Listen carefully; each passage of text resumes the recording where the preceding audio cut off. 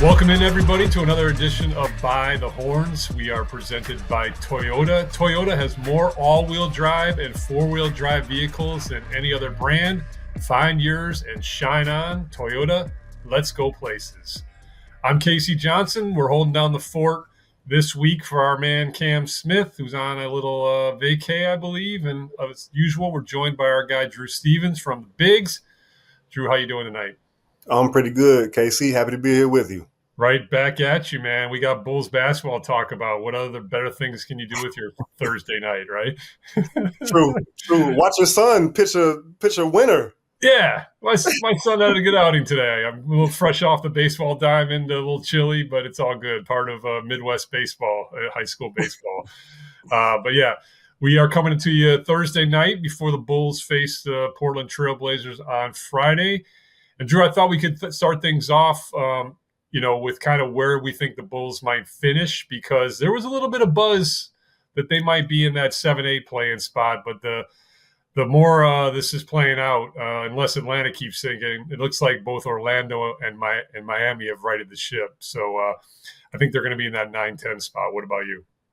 Yeah, I do as well. For a little bit of stretch there, it seemed like, they might scoot up to 8th, maybe 7th, if they could string together a lot more wins. They look really good on the road on their West Coast trip, but obviously they had a couple stumbles here lately. But I'm figuring them in for, I think, 9th. I think they're going to tie with Miami, and because they have that tiebreaker, I think they're going to end up hosting that 9-10 game. And then obviously either playing the Hawks or the Magic to get into the playoffs.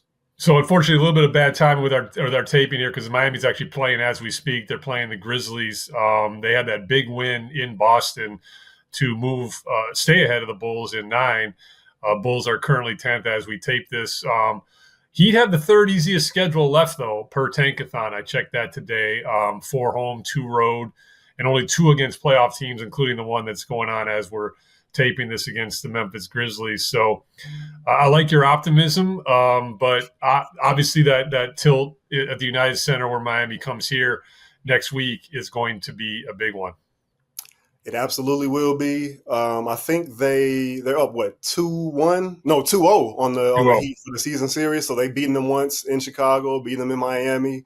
The game in Miami is the more recent one where they didn't have Zach LaVine. They were post-trade deadline victory. So it's going to be an all-important game, and we get to see more of what this team, their moxie to get up for these big games. We've heard Billy Donovan talk about how he's showing his team the standings, and these games mean a lot to them. They want to play in meaningful games. They want to show what they can do. So that's just another game to kind of earmark on the schedule coming up. For sure, yeah. I mentioned the Heat have the third easiest schedule left. The Bulls have the 5th easiest schedule left per Tankathon. Again, this is as of today's taping, because those percentages can change by the day. By opponent win percentage can change by the day. Bulls have 3 home, 3 road, and only 1 playoff team left in the Cleveland Cavaliers. So you might be right, Drew. They might finish 9th. And look, we've seen the difference that can make, because obviously they've lost both times in the second game of the play-in tournament in South Beach. But, that first season when they were in the 10th seed and they had to go on the road and win in Toronto first, I mean, they took a heroic performance by Zach LaVine. It's certainly easier to try to win and defend on your home court, as the Bulls did last year in that victory over the Atlanta Hawks. Absolutely, and you've spoken about it recently. Is it really in their favor to be a playing game? Because they have not been very good in front of the home crowd for whatever reason. They played much better, seemingly more focused on the road. So I don't know. It could be a catch-22. And, obviously they do have this game coming up with the Cavaliers. Do the Cavs sit some guys? I kind of hope that both teams, or the Cavs, I should say, play at full strength, because it'll be our first time being able to see Josh Giddey play against the Cavs since what I think you would agree was probably his lowest point of the season earlier in Cleveland, where they just were kind of attacking him mercilessly. He did not shoot it well from the field. He seemed to be very dejected. when you guys were speaking to him, or just from the quotes that he gave you guys that night. So I want to see him against the Cavs. I want to see, how much has actually changed. Credit to him, credit to this team for what they've done post trade deadline, post All-Star break. But I need to see some bigger tests against some teams that we saw kind of have their way with this team earlier in the season. That's a great call to bring up that game, Drew, because I was there and I was standing right next to Josh Giddey in that post-game locker room. And it felt like a therapy session, man. It was bad. He knew how poorly he had played. He knew how much he had been targeted. It was just a repeat of the Thunder Mavericks series from the year before, which is a big reason why he's even in Chicago now. And I get to you made a good point just there, like, to his credit, man. Like, I feel like, again, he's not going to end up on any all defensive teams. He's never going to be a lockdown one-on-one defender, but I think his compete level, his physicality, both have improved significantly, really at both ends. We've talked about his offensive acumen with his ability to get to the line and stop shooting that floater and go all the way to the rim and go through contact. But at the defensive end, I've seen that physicality as well. And if they do play that, and when they play that game in Cleveland, I would love it if Cleveland played their regulars, because that would be a good litmus test to see how much Josh has progressed. Absolutely. I feel like for you and I, for everybody that's watching this Bulls team, everything we're seeing kind of helps inform us of what we feel like the future can be. I don't necessarily feel that way about the front office. Like, I feel like they kind of know what they want to do, what direction they want to go, not even speaking about financials, just in terms of the moves they made and this transition period, as they're calling this. I think they know kind of the guys they want to have and what they think they have in this team. But for you and I, for everybody that's watching this team, again, it'll kind of help us inform ourselves, help us confirm or deny what we believe to be true with this team already. So that's another game I'm looking forward to. I don't know if Cleveland is going to play their guys or play all of their guys. They're going to take it as seriously as the Bulls, you would presume, or as you would presume the Bulls would. But we'll see. We'll see. The Heat, as you spoke to earlier, as we record this podcast, they're playing the Grizzlies. After that, they got the Bucks, so that could be another challenge for them. Obviously, the Bucks are without Damian Lillard, but they still have Giannis, who is always a force to be reckoned with. So that's part of the reason why I said that I feel like these two teams are going to tie with each other, giving the Bulls the edge to host that first play-in game, just because of the amount of kind of quality opponents left on each schedule. Yeah, but I will say, I feel like the Heat were really stumbling there, and it does feel like they've righted the ship a little bit, even before that big win in Boston. Again, kind of this will be outdated when some people are listening to this, but they're playing the Grizzlies tough. They're up 1 at halftime. So, I mean, there is a stretch there where they're just really not in many games at all. So, I will say this: if the Bulls face the Heat in the play-in, they cannot lose, especially if it's in South Beach. Can you imagine the symmetry and the poetry of losing 3 straight play-in games to the Miami Heat? It'd just be ugly, man.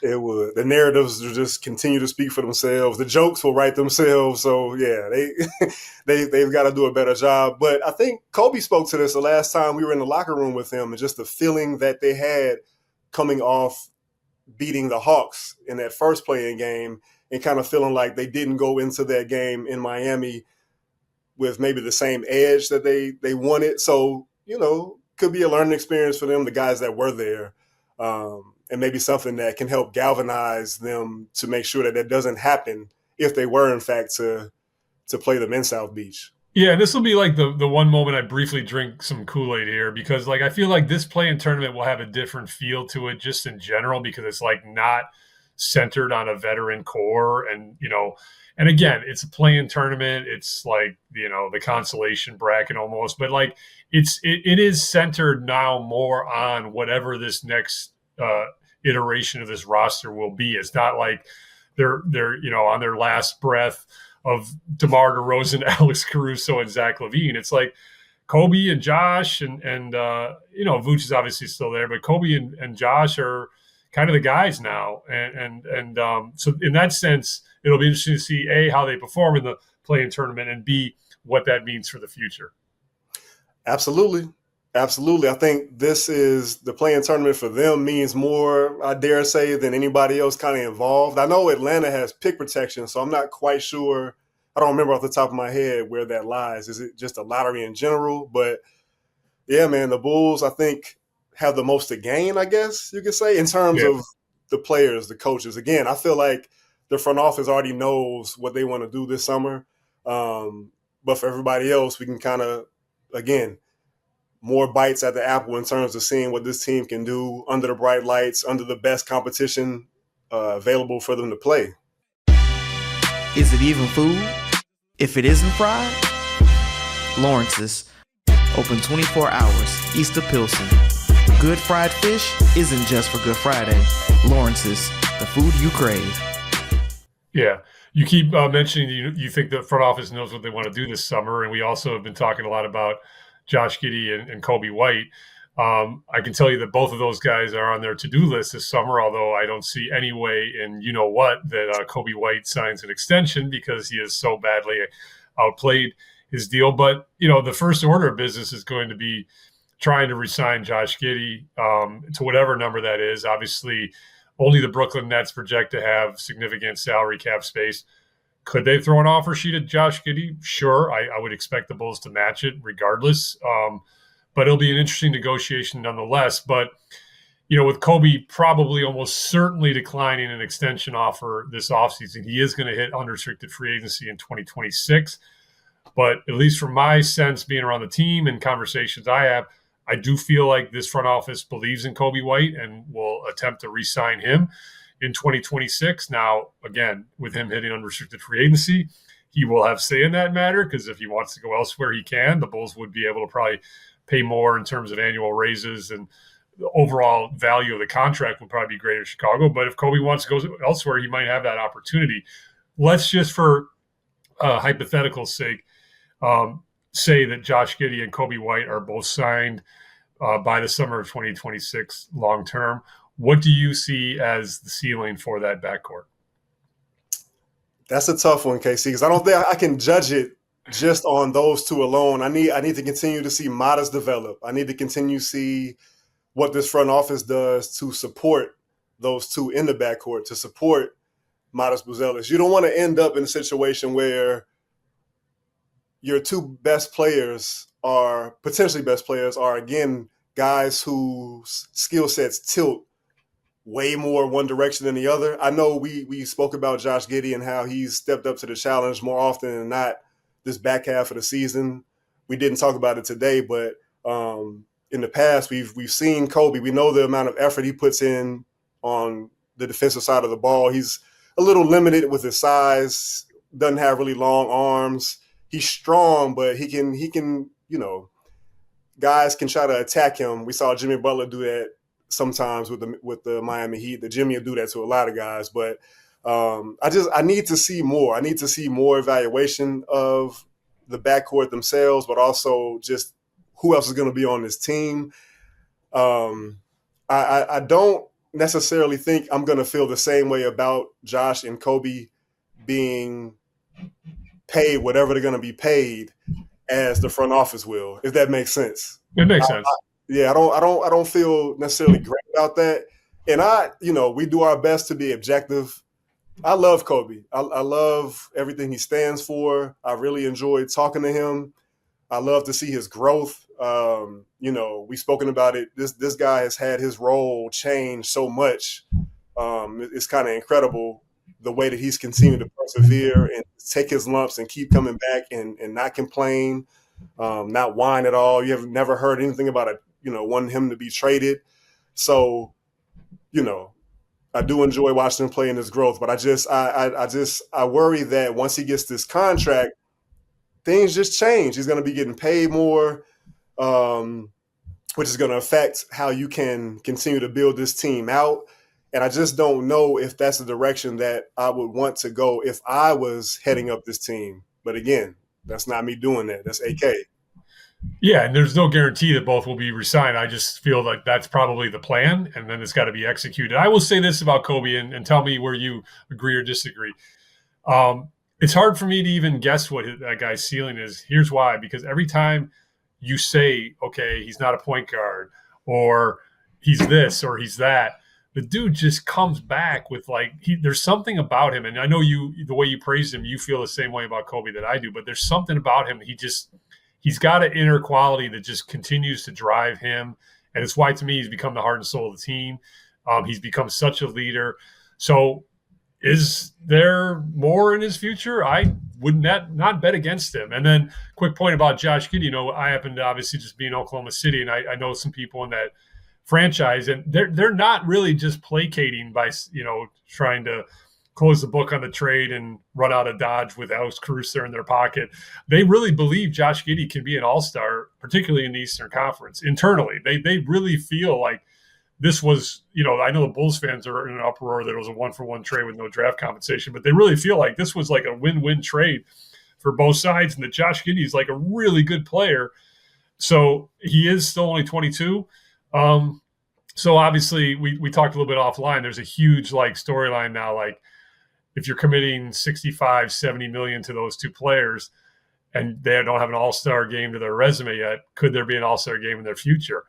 I'm kind of hearing you say no, Drew Stevens. What do you say? I am saying no, and it probably has just as much to do with the team itself and where it can go next season after that and beyond, as it does with those two players themselves, because we've seen guys make all-star teams with losing records, but there's no denying that winning and, being a bona fide playoff team can help you in terms of individual accolades. We saw that with Zach LaVine and DeMar DeRozan the first season they were here. I think the same thing, it could only help Josh and Coby, but I probably would not bet any money on either one of those guys making an all-star team. And again, it's no shots at either one of those guys. They're professionals. Right. They're very skilled. Obviously, they're in the NBA, so the talent level is off the charts. But there's levels to this thing. There's levels to this, man. I mean, we just came off a season where Trae Young, 2 seasons in a row, made an all-star team, but he had to be on there as a replacement player. Tyrese Maxey didn't make it.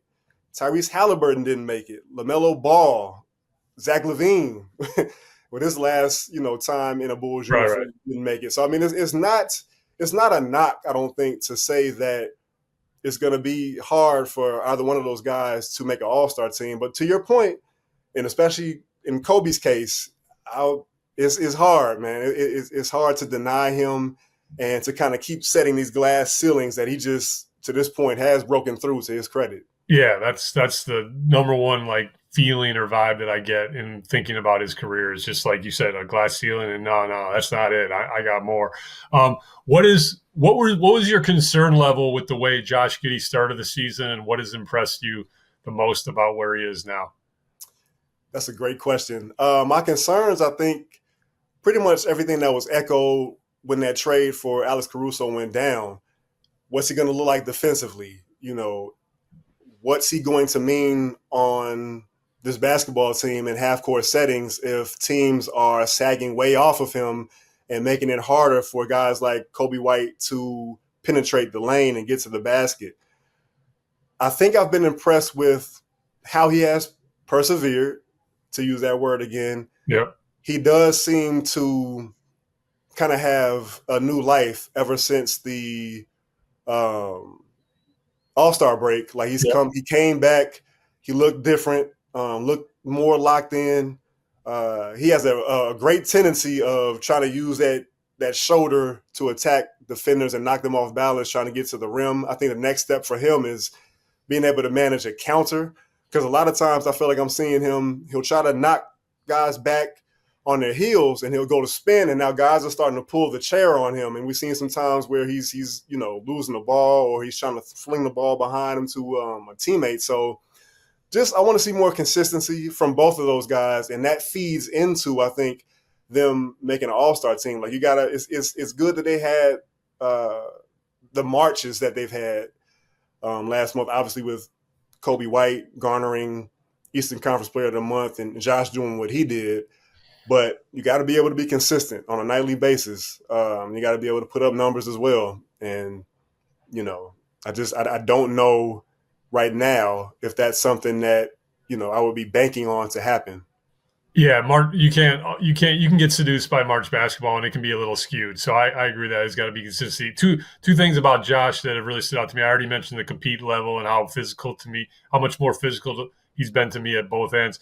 Dude is shooting 37.7% from three on 4 attempts per game. Both of those, well, I guess he averaged 3.9 attempts his rookie year, but he shot 26%. So I was going to say both are significant career highs. The attempts are only slightly a career high, but his previous high percentage was 33%.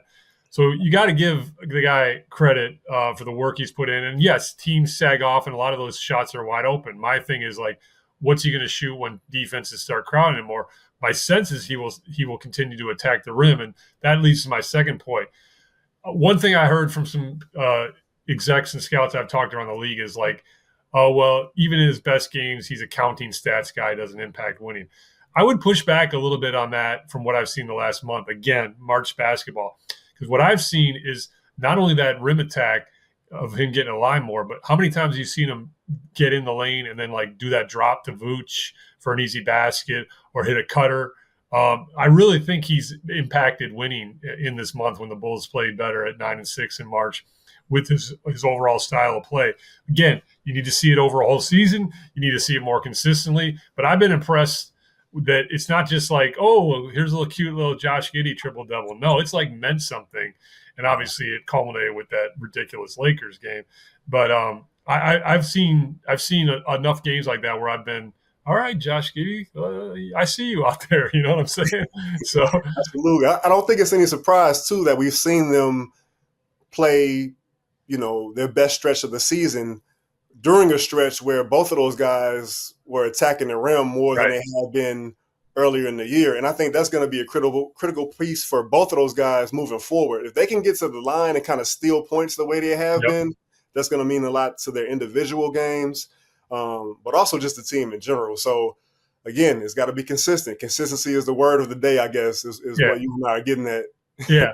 Yeah, and you heard me ask Billy, like my first question, or maybe not the first, but one of the first questions post game after the I never remember who they played last, Toronto. After the Toronto victory, like if you've noticed, like they've been top 3 in 3-point attempts and makes all season, and they still are there, but like they don't take those crazy games anymore of 48, 50, 52. They're down in the high 30s, low 40s, and they're getting the line more. And I think that's a nice balance. So offensively, there's been a lot to like this season. All right, let's get to our last topic before we get up out of here. For whatever reason, I've heard some people say like, why even bring Lonzo Ball back? Why shut him down? I think that's absolutely crazy talk because first of all, he wants to come back, number one. Number two, dude's missed a lot of time. Maybe you didn't notice. So he's itching to play basketball. And number three, playing basketball, playoff basketball, whatever the Bulls have in their future, like you need depth. You need high IQ players. You need two-way players. 12 to 16 minutes of Lonzo Ball, even 85%, 90% Lonzo Ball, sign me up for that if you're a Bulls fan. What do you think about all that? Same, especially if, with Ayo being out and this thing with Tre Jones is going to continue throughout the rest of these last remaining weeks in the season. You definitely need somebody. You need more competence out there on the court, and that's something that they have in Lonzo, obviously. I wonder about how, if he does come back, what that looks like, his ramp-up time, what it does to the rotation. Who kind of gets their minutes cut a little bit. Because we've seen, a guy like Dalen Terry, again, this March stretch of basketball, guys are just, I don't want to say they're playing way over their heads, but they're playing a brand of basketball that we haven't really seen from them. And Dalen Terry is another guy that played really well. We've always known him to be a guy who has a great motor, plays really hyperactive defense, does his best to kind of cause chaos out there. But him shooting the basketball made all the difference for him and his minutes out there on top of what he was able to give them defensively. To your point, they don't want to put Lonzo Ball in jeopardy. They said that they're not going to do that by having him out there. Like, it's not going to affect him in a sense where he's going to have surgery if something happens to him out there on the court. So, again, they need a guy like Lonzo out there. We see what he can do for this team when he is there. And how crazy is it that he's played 35 games so far this season, and that's the amount of games that he played in 21-22. Someone just said that to me. And what's even crazier is that he's missed all that time, and his knee's been fine. The dude's playing on a dead man cadaver's knee ligament and meniscus or whatever. I forgot the crazy surgery already. But it's like, that's fine, and it's that wrist. It's just crazy that we're even talking about this, It really is. But I don't know. As far as rotation, I feel like the more the merrier when it comes to playing playoff time. Coby's minutes have crept up a little bit. I think he's better when he's actually down in that 32-minute range. So maybe you shave a couple off there. Again, to me, sign me up for 12 to 14 minutes of Lonzo Ball. You need high IQ players. And the other thing is, like, as you know, he's got positional size. You can switch him 1 through 4. Mm-hmm. His defensive instincts are so savvy. And if they were to win playing games and get in the playoffs, those become more half-court battles, and he's elite in half-court defense and blowing up coverages and stuff. So I hope he gets back. I would say I'd be surprised if Tre Jones gets back. I don't like to speculate too much on injuries, but he's still in a boot. So Lonzo's, potentially I guess he's listed officially as questionable for tomorrow. Billy Donovan said there was some mild optimism he'd be out there Friday night against the Trailblazers. So we'll see. But if not, then hopefully some more down the stretch. Anything else, Drew? No, I think we hit everything. Did you give your prediction on where you think the Bulls fall? 9 or 10? Good call. See, that's why I said. Anything else? I got your back. I don't know, man. I feel like Miami has figured things out. They've got that past this little blip, and it's crazy because I was the one beating the drum of the Bulls maybe getting up that 7-8 seed, but I think they're going to finish 10th. Obviously, even if Miami comes in here and wins on Wednesday, it doesn't impact the tiebreaker, but it certainly would be a huge notch in the head-to-head. So that's going to be the biggest game, obviously, left in the regular season. And prove me wrong, Bulls. I say 10th. Drew says 9th. Either way, we'll have playing basketball. And as I said, we just don't want the season to end in South Beach. Right. No deja vu. No deja vu. It's happened too many times. I've been in that locker room. I can picture the scene. I don't want to do that again. All right. And that'll do it for this edition of By the Horns presented by Toyota. Remember, Toyota has more all-wheel drive and four-wheel drive vehicles than any other brand. Find yours and shine on. Toyota, let's go places. He is Drew Stevens from the Bigs. I am Casey Johnson with the Chicago Sports Network. Don't worry, Cam. We're just keeping the seat warm. It's all yours.